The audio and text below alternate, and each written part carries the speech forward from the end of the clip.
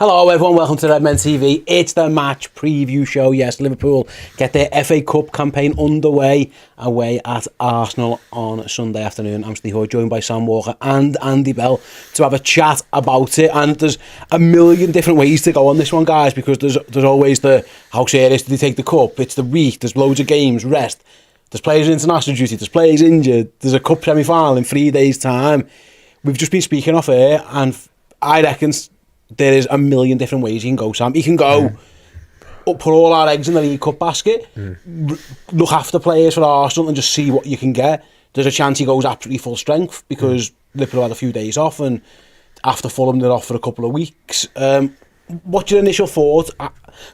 Because it's hard to put a finger on really what his plans might be.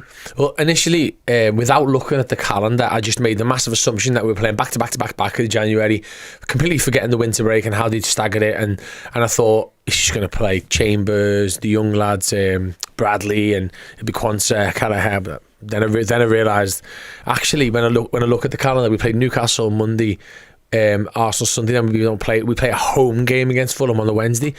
And then you start thinking Arsenal actually in not the greatest form, not greatest confidence.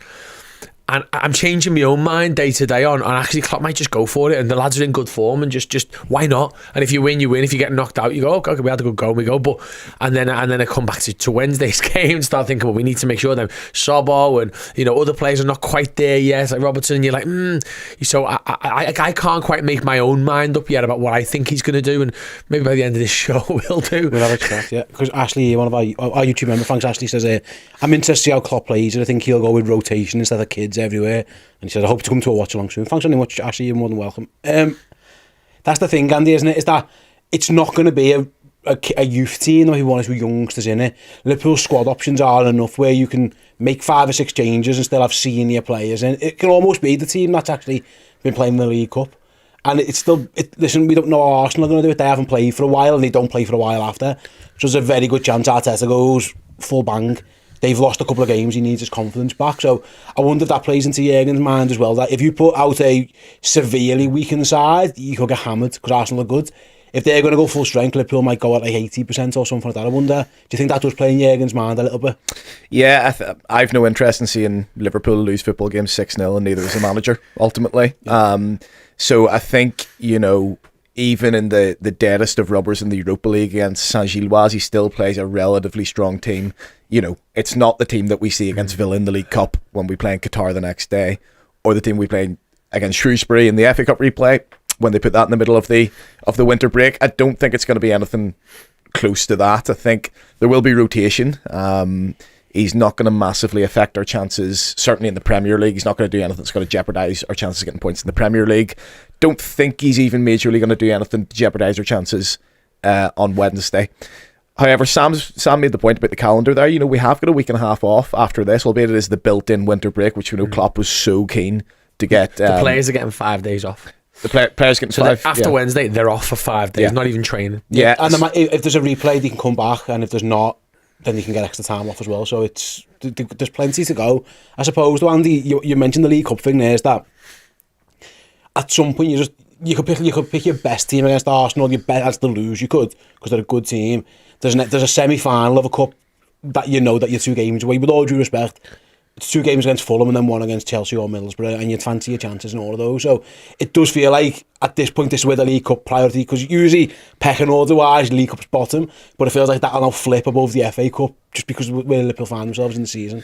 Yeah, and massively jumping the gun here because Fulham are, I wouldn't say they're a good Premier League team, but they're a team that can produce a good performance. If you go full strength in that game and you win it 3 or 4-0, then you buy yourself a game off down the line. Because you're not. We have not done that to Fulham. Absolutely.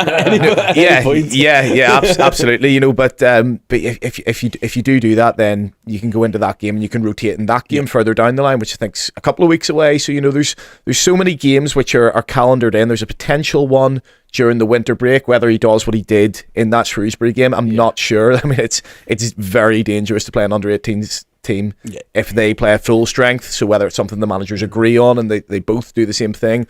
That'd be wild, wouldn't it?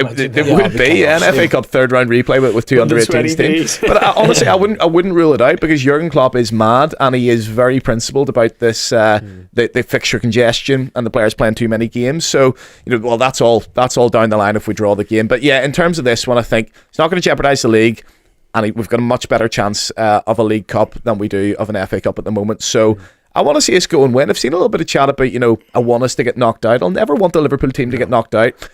But I want us to play the strongest team possible without jeopardising anything else. But I still want that team to go and win. Anyone who's at Wembley in 2022 will want to go back. It's just like there's this fear, I think, Sam, that you can't do both. You can't have a title challenge and win trophies. Well, you can. Does it make it more difficult? Of course it does. It absolutely does. But you can, because Man City have won trebles and won quadruple. And I understand they've got a good squad. Liverpool have got a good squad too. It can be done. I think the best way to work through this team, what it might be, first of all, ruling players out. So since that, obviously Endo's gone and Salah's gone to AFCON and Asia Cup respectively. The manager confirmed today Szoboszlai is not going to play Sunday or Wednesday. They've got a view on getting him back hopefully for Bournemouth, so you can take him out the equation. Is there anyone who's not injured but has played a lot of footy, or maybe it's a positional thing where you think we have to look after him? For example, I'd say Joe Gomez might be the first one. I just lay down and go, Joe's played left back every game and there's no one else. They brought young Owen Beck back from loan, so maybe there's a view of playing Beck, who, although he's a youngster, he's been playing first team football up in Scotland, the men's footy. That's what I think he might do in that. Do you think he'll look after Joe a little bit because he's played a lot and he's so vital at the moment, given Matip, Robertson, Tsimikas are all injured? I think the thing is, when I look across the whole season though and look how many minutes Joe's played, I think he missed a couple of games early on where he might have missed one of those games he was just shooing to start in. But and I think it might have been the one where Bacchetic played right back early on, might have been the first game at Lask. So early on this season, Joe wasn't playing lots and lots of football. So when you look at his minutes, he's built it up nicely. So he's had 6 days off. Could he start against Arsenal? Yeah. But what Klopp might do is just have a strategic sub for him, right? Like young Owen Beck, you coming on 60 minutes, prepare yourself. Like it's a pre-planned sub. We've done it in big games before. The big one for me is Trent. Trent's played a lot. I know we had a little gap as well where he was off, but Trent has played recently, like in those games where we've gone to Palace and Sheffield United and we had Arsenal United. I cannot remember Trent getting subbed off many times. So he's played back to back 90s, and he's involved in those games a lot, whether it's legging wingers back or trying to orchestrate goals. So he's the only one for me. Honestly, he's the only one I look at, because Verge has played half a Europa League game and no League Cup games, or maybe half a League Cup game. So his minutes aren't banked. But I do think with Trent, he's the one who I look at and think, we need to look after you. Because that's the thing is, Andy, I'm always reticent when you're messing with your back four. We don't know being goal. It's probably going to be Alisson, to be honest with you. He's usually the FA Cup goalie. And then Gomez, if you're going to give Gomez and Trent a rest, that's where you're playing two young full-backs, and that can be difficult. If it's Martinelli and Saka, sometimes you might think you can get away with one.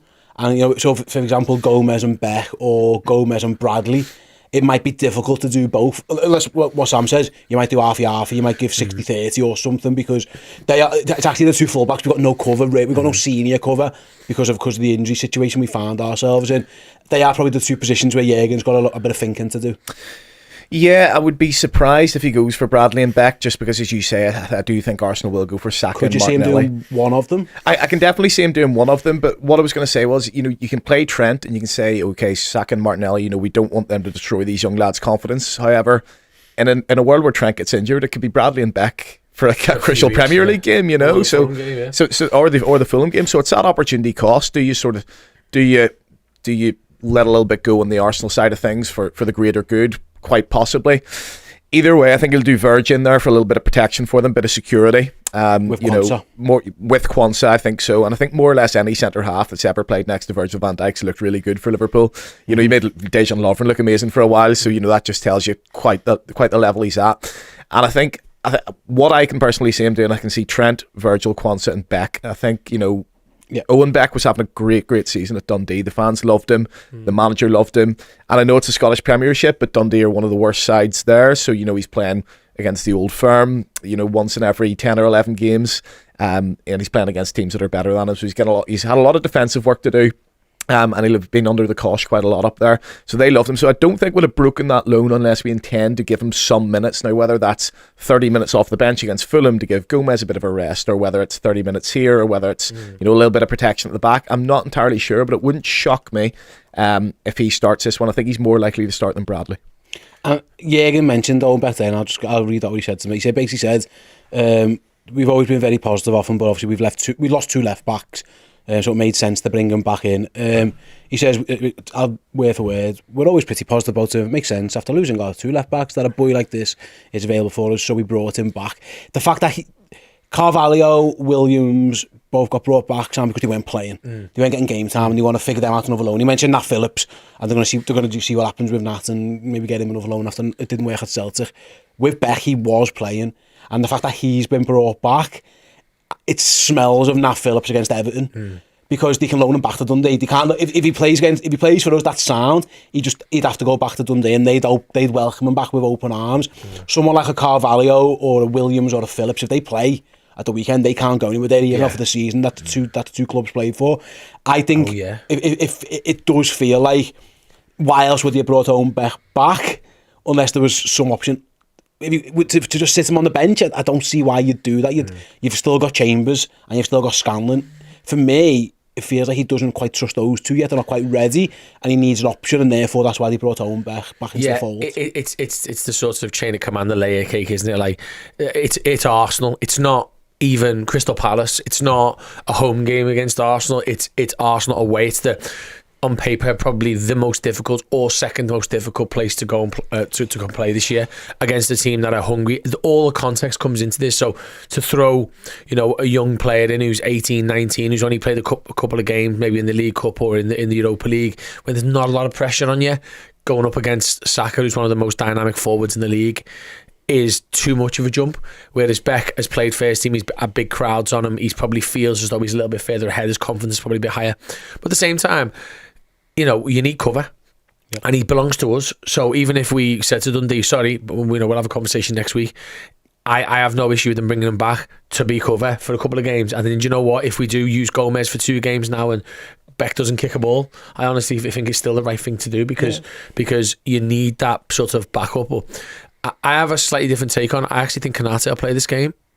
And I think Quansah will play in the League Cup because Quansah's played in the League Cup, and I think Klopp will not care that I think he rates him that highly that he'll play him. So the only adjustment I would probably make is to your predictions might be that Gomez does start and it is Van Dijk and Konate, and I don't know who the fourth defender is. Potentially, maybe he does go Trent, but imagine bringing Trent off the bench and actually winning. Yeah. I suppose as well, just on that point you're making there, Sam, which is an interesting one about the centre half. The reason I'd be more likely, part of the reason I'd be more likely to go Beck than Bradley is Virgil plays on the left hand side, and Virgil can cover for him and protect him there. If you've got Quansah and Bradley, then that is sort of squeaky bum time. Now Martinelli's bang out of form is what I would say. I wouldn't put it past those two. He might be Trossard. It could be. And there's Reece Nelson on the bench. He hasn't had games either. And as much as Arsenal have a lot of space in between these two fixtures, these next two, they've got players on the bench who are desperate to play and who need to play and are picking up a lot of money and will need to prove themselves. So there'll be a bit of squad management element of it as well. But if you go Konate and Virgil, then possibly you are more likely to go for 2 kids at full-back, but it would still surprise me if he does. But what it does is if you did play Gomez left-back, for instance, because you weren't sure on Beck in this game, it gives you that freedom on the right side. So even if we do play Bradley, Konate's quick enough to cover any mistakes he makes. That's why I thought that. And it just gives him that flexibility of choice, because I am worried about Trent. He's played a lot. That's the reason why I think he'll play one of the kids and one of Trent and Gomez, and the other one will get minutes as well. They won't, neither Gomez or Trent will play 90. The kid, if he's up to it, they'll try and get 90 out of them. If they can't, they've got the other youngster. But it'll be interesting how he does it. Midfield's a bit different then. Obviously, we mentioned before, so whilst Ly's out, Endo's now gone as well after the Asia Cup, and it looks like Japan are favourites. He might be gone for a while. It might be February before Endo comes back.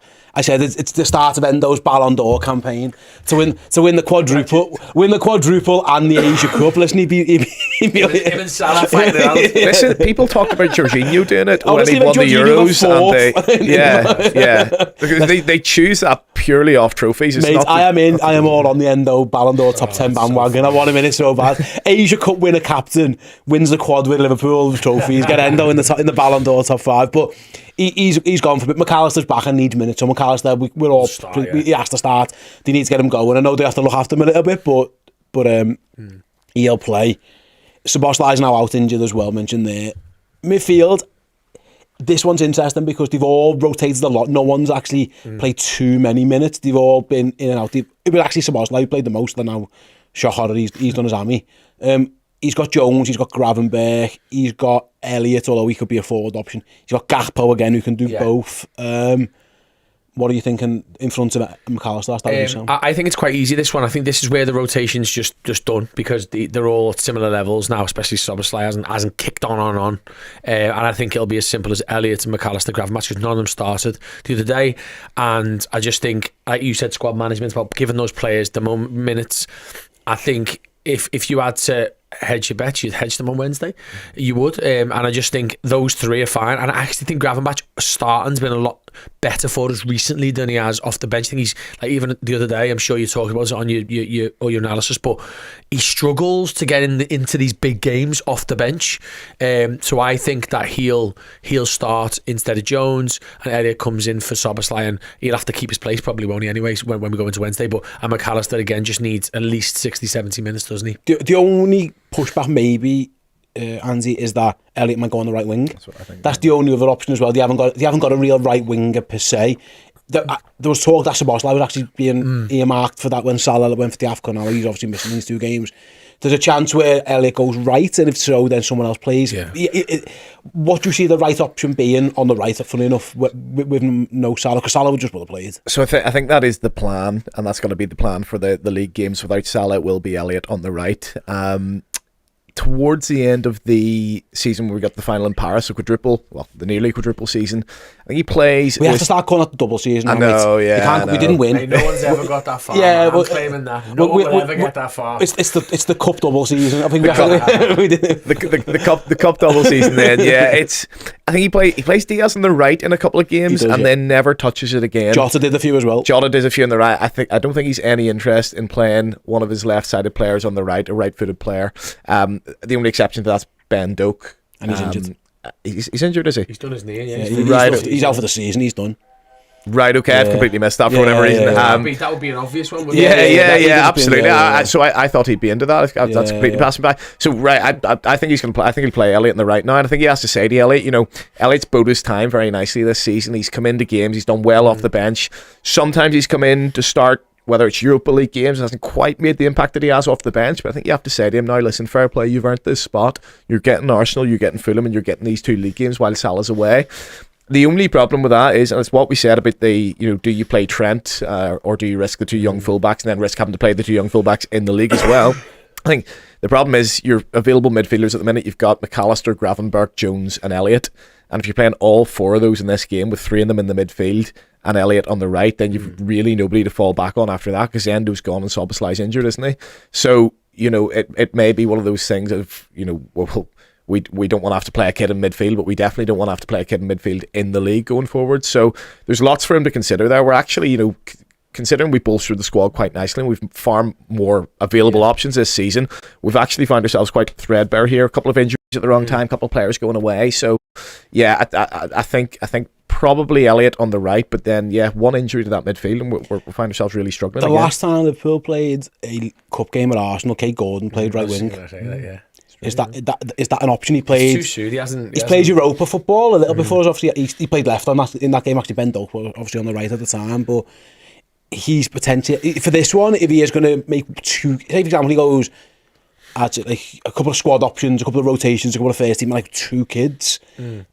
Gordon could be one of the kids. He played him in a League Cup semi-final there. Like he obviously trusts him. Ahead of Minamino as well. Yeah, he did. Yeah. It depends. We'll see where he's at fitness-wise, but that could be the one place where if he does put Elliott in midfield and he wants to go, we'll talk about the 2 of the 4 forwards left in a minute. If he hasn't got anyone earmarked for right, then Gordon could be the option. So I'm just, even if it is just, and with all due respect, and I don't mean this like disrespectfully to Kate, but like put the minutes into his legs rather than someone else's legs. You know what I mean? That could be an option there, because he does have to look after Jota and he's got to look after the other ones a little bit. They've all played a fair amount.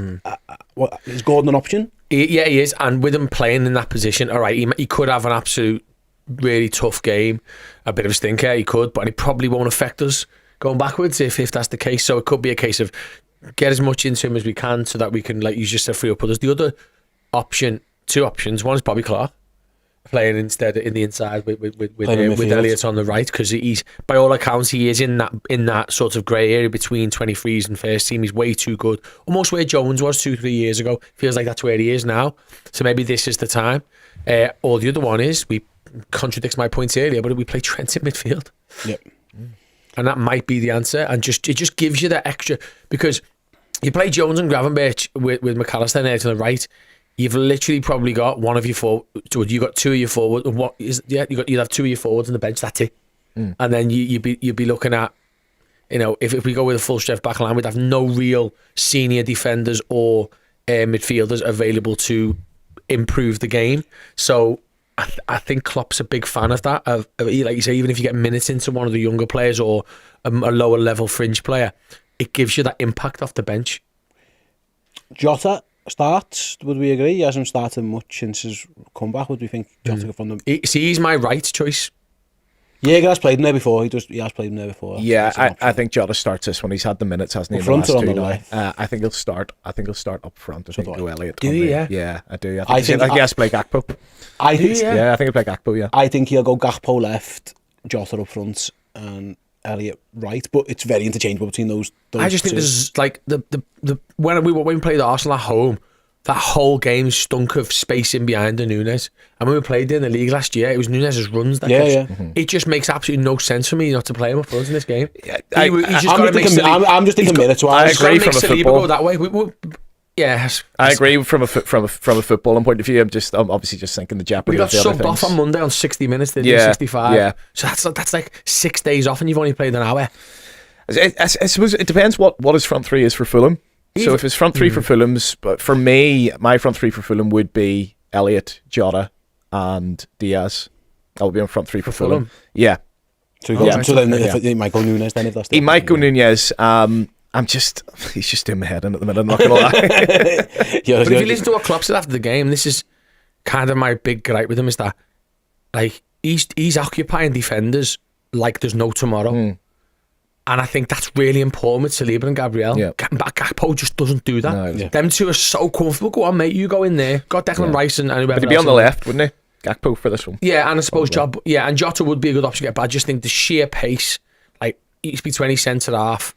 Oh, he'd be a nightmare. And yeah, you don't know what's coming once he's in behind, but he's a nightmare. Well, the more I think about it, in fairness, because Jota's played the last two, so Jota's now ready to come into this one. In my head, Jota's our best striker at the moment, so Jota plays Fulham in the sense that we're prioritising that. But I suppose you're probably not going to take Nunez off in 60 and then play him and then drop him 2 games in a row. So yeah, it probably is. It all depends on what he's going to do for Fulham. But I think I think Jota makes sense to come in and play in terms of his recovery and getting back to speed. Defo. Nunez, and he loves playing against Arsenal. Oh yeah, Nunez makes sense because I think Jota's our best striker and he plays a more important game. I suppose there's a test case here because we are the right wing scenario. Obviously, we've Salah out for however long. Jürgen's comments were funny. Like he said, I said to the lads, I'd wish you good luck, but I'd be lying. I want you to get knocked out in the groups. Is what he said to them as he sent them off. Hilarious. But obviously, we'll see. I'm looking at the groups. I'm guessing both Egypt and Japan will get through their respective Asian and AFCON groups. But there's a chance here for them to get someone playing right wing. Sunday, Wednesday, with an eye on Bournemouth and an eye on what comes, because Salah's going to miss 5 or 6 games now. Someone needs to be, by the time that Bournemouth game comes around, which is the most important of all the games potentially, and they're in half decent form, he wants someone who's been playing there for a while. There's a chance if it's Elliott, for example, he goes to Elliott Sunday, Wednesday, and then you're the right winger for the week after you're back as well, and get him into form, because I don't think Samuel want to be swapping and changing. That right hand side is the constant of Liverpool's team. It's Mo Salah, and don't worry about it. I wonder if you start moving other pieces around, I wonder if he just goes, right, Harvey, for the next month, you're our right wing option. Therefore, you're there going forwards for the foreseeable. It makes sense. I mean, I've just said then, I think it might be Jota right, but then when you're looking at him, you keep digesting the information, I think you're actually spot on, and I would do that as well. I think Harvey plays the position well. He's left-footed. He's got a really good left foot. He's not quick, but he's good with the ball. I just think, it makes complete sense to play Harvey there. For the next 4 games, and then after that you see where you are. Yeah, the only way it doesn't happen, in my opinion, is if one injury, touch wood, but secondly is if he plays him in the 8. But I'm with you. I would much rather see him, if we're going to go full length and we're taking everything in about where Jota could play and stuff like that, he would be the ideal option to just stick him out there for the next month. And you know what? He's ready for this. The only argument against Elliott on the right is Arsenal are without Zinchenko. Tommy Asu's away to the African Cup of Nations. It's likely that the lad Kivior is going to play left back. He's got hooked in the last 2 games. He's not playing well at all. Now, stylistically, I wouldn't want a Diaz on the right or a Jota on the right for the next 5 or 6 weeks or whatever it is. But purely from a pragmatic winning the game point of view, it doesn't really matter if you're sort of cutting inside or going down the line. You know, Jota is a better player than Kivior. He could give him a tough time. Diaz is a better player than Kivior. He could give him a tough time. Elliott is more of a technical player. He'll knit things together well, but is he going to get at Kivior and skin him and get crossed into the box and have shots? Not entirely sure. So, you know, from the point of view of actually winning the game, that's somewhere we can definitely target because he's not playing well at the minute. Yeah, absolutely. It makes sense. Perfect sense. Right then, a couple of messages before we get the guys' score predictions. Daz says, stay, who's doing it on Sunday, please? I presume, Daz, you mean the watch-alongs on Redmen. If you don't, then I've completely misunderstood your question. But me and Chris will be in the studio from, about 3:15 on match day on Sunday. So come and join us if you're not fortunate to be going down the Emirates, because honestly, listening to TV commentary at the moment is a chore. No matter what channel you're on, unless it's Ali McCoist, you're having a bad time. So come and mute it, listen to us, and we've got you covered every step of the way. Our live show tickets, just another shout out for those as well. We're going to be live in 3 capital cities: Belfast, Dublin and London. Which is the best of those, Andy? Belfast by far. Yeah, there you go. Shocker, you said that one. Go to Ticketmaster, search Redmen TV. You've got options to buy tickets for all of them. I'm calling it a tour. I think 3 dates constitutes a tour. Sam, you used to DJ, used to get gigs. Would you say 3 dates is a little tour? Yeah. Three dates on the road. It's like a football cliches podcast. I love conversation. What do you reckon? Yeah, 100% is a tour. There you go, we're going on tour. Get your tickets, ticketmaster.ie or .co.uk for the London ones, but yeah, search for us and you'll find it's going to be a belter. Keo is going to be with us all 3 as well, singing some of the best Liverpool anthems. And it's going to be spring, by which point we're going to be top of the league by 10 points, already have won the League Cup, FA Cup semi-final on the horizon, and we'll all be planning another trip to Dublin for the Europa League. I was going to say, you need to go, because I'll miss these. I'm a bit gutted. I always miss your live shows. Those on Fridays. Come on, Steve. But if we get to the final, mate, you need to redo it, because I've got my flights booked for that. So. Oh, mate, if we're in the final, we'll be there. We'll defo do something, probably in Belfast and Dublin as well, around the same time. But yeah, get yourselves involved. Then come and join us. It's going to be an absolute banging couple of nights. So it's March 24th. I'm going to get this right. March 24th in Belfast at the Limelight, March 25th Dublin Academy, April 24th Indigo at the O2 in London. They're the three venues. The O2, that's boss, that. I'm effectively saying we're playing the O2. Yeah, we're playing the O2. It's us, Ed Sheeran and Taylor Swift. That's what we're doing. Right then, guys, it is interesting because we've got no idea where, because we've got relative idea that we think Arsenal are going to go strong. It's a difficult one to predict, Sam. I think Jürgen mentioned the last thing he wants is to win. It's to draw. Yeah. He's got no interest in a draw. Absolutely, he's already said that the last thing he wants is a replay. It's just already too mad for him. It's another game. But what do you think, Sunday? Do you think they're going to do it? I think it'll be a mad game, a manic game. And I think because we don't want to draw, and I think because our players probably won't be feeling any pressure, I think we'll play quite well. I think we'll proper put Arsenal under the cosh, might even go ahead, might even make their fans turn them a bit. I think the game's going to end 3-2. I'm never back against the Reds, so I'm going to go 3-2 Liverpool. I just think it'll be, if it's 2-2 or 1-1 at any point, I think Klopp will throw the kitchen sink at it, because he'll also be thinking, if we get caught in the counter-attack, it's not the end of the world here. But I honestly think it's like, right, boys, this is the chance to just have a go. And it could catch Arsenal cold. 3-2, okay, Andy. Yeah, I think... You think we're going to lose? I can tell by you. I do think we're going to lose. I think there's maybe just going to be a little bit too much inexperience in the side. I think Jurgen knows what his priorities are, knows what side his bread's buttered on. I think if you play maybe a Beck or a Bradley and a Cade Gordon, 2 or maybe 3 of those, I think you probably just see Arsenal's class showing a little bit, and maybe losing 2-0. But you know, I'm still at the point, as much as a replay is a bit of a nightmare for us, I would still rather that than lose, and I would still just give the kids a go at them at home, because you never know at Anfield. You know, Anfield does strange things to teams. If we go out there with a really weak team, the fans get up for it, all of a sudden you're massive underdogs, and anything can happen. So, you know, if we're 1-0 down and we score a 94th minute equaliser on Sunday, I'll still be celebrating it. I think we're going to draw. I think there will be. Yeah. I do think there will be a replay. I'm not sure if I'm happy with it or what it is, but I do as well. Mikey says it's 2-1. A cheeky last minute wipe Jota again to break Guna hearts. Yeah, he's done that in the past, that is for certain. At the stadium in cup games as well. That was with the yellow kit though, this one with the Reds are in purple. Wouldn't this be a boss game for Nunez? Just on live telly, on terrestrial TV as well, isn't it? I think I'm right in saying it. I think I'm right in saying it's on free-to-air TV. It's on R4, I know that. I'm pretty sure. I'm gonna have to say that now, because I'm gonna have to clarify myself, because I don't want to be made a fool of. But I'm pretty sure the whole world will be able to watch this one for nothing. It's on BBC. Let's just hope it's as boring as last night's game was. Yeah. Well, if ever there was an ITV 4 game to add, it was Everton v Crystal Palace. The Reds are getting the big time on BBC. But that's it then, guys. Thank you so much for joining us. Really appreciate it. Thank you guys for watching or listening to this episode of the Match Preview Show. Before we go, very, very quickly, if you want a whole month's worth of Redmen content for free, our Redmen Plus subscription service giving a free month away, go to redmenplus.com, sign up as a monthly captain. If you use the code CLOP, then you'll get that first month completely free. So you've got all of our amazing coverage in and around the Arsenal game and everything that's to follow in the month of January. All the transfer rumours, stories, all that kind of stuff. Plus the 50 greatest Liverpool signings of all time. That show is live as well for you to go and watch. So yeah, do go and check that out. And we'll be back on Sunday for the Arsenal watch along. See you then. Hey, thank you so much for checking out the content today. If you want to get your name in and amongst these wonderful people, then head to redmenplus.com. Join as a Legend tier subscriber. You're going to get free merchandise codes. You're going to get in our Discord, and you're going to get your name at the end of YouTube videos. Yes, redmenplus.com, Legend tier status.